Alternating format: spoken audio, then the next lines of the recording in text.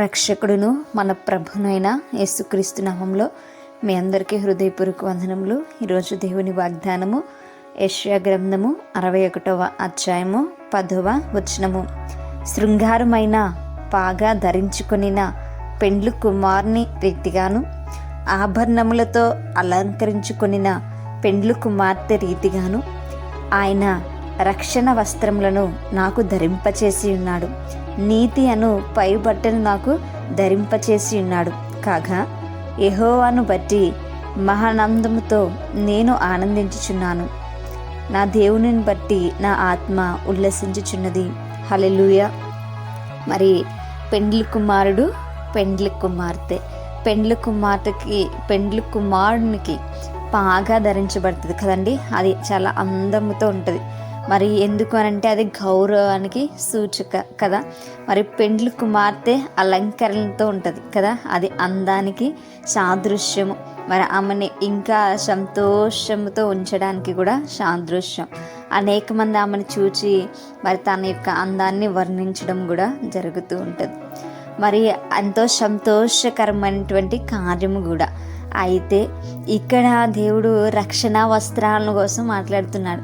పెండ్లి కుమారుడికి పాగా పడితే ఎంత గౌరవంగా ఉంటుందో, ఎంత హుందాతనంగా ఉంటుందో, మరి అంతకంటే హుందాతనంగా దేవుడు మనకు కొన్ని వస్త్రాలు ఇస్తూ ఉన్నాడు. ఏంటో తెలుసది రక్షణ వస్త్రం. హల్లెలూయా.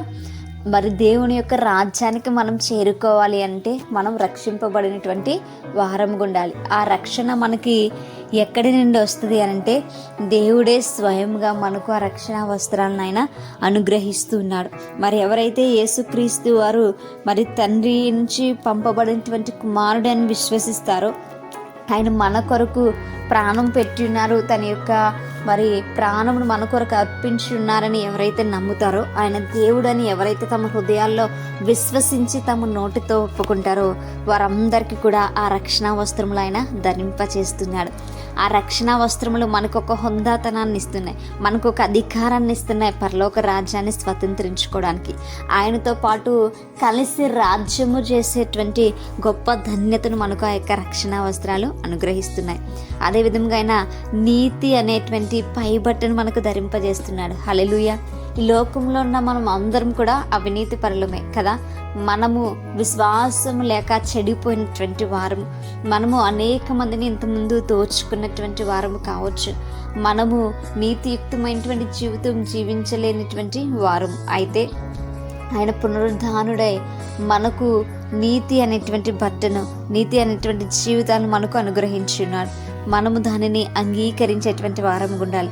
ఒకనొక రోజున మనము కూడా పునరుద్ధానులం అవుతాము అనేటువంటి సత్యాన్ని ఆయన మనకు తెలియచేస్తున్నారు.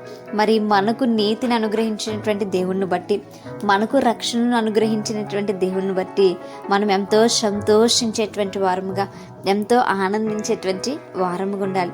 మనం ఆత్మ దేవుని బట్టి ఉల్లసించేదిగా ఉండాలి. ఎందుకనంటే ఈ యొక్క ఆత్మ ఎక్కడి నుంచి తప్పింపబడింది అంటే నరకము నుంచి తప్పింపబడింది. నరకమునకు వెళ్ళకుండా దేవుడు యొక్క ఆత్మను తప్పించి ఎక్కడికి ఇప్పుడు పంపించాడంటే దేవుని యొక్క రాజ్యానికి వారసులుగా అవ్వడానికి మీ యొక్క ఆత్మను రక్షించాడు. కనుక మన ఆత్మ మనము సంతోషించేటువంటి వారంగా ఉండాలి. అటువంటి కృప దేవుడు మనందరికీ కూడా అనుగ్రహించును గాక. ప్రార్థించుకుందాం. పరిశుద్ధుడ మహాగణుడ మీకు వందనాలు.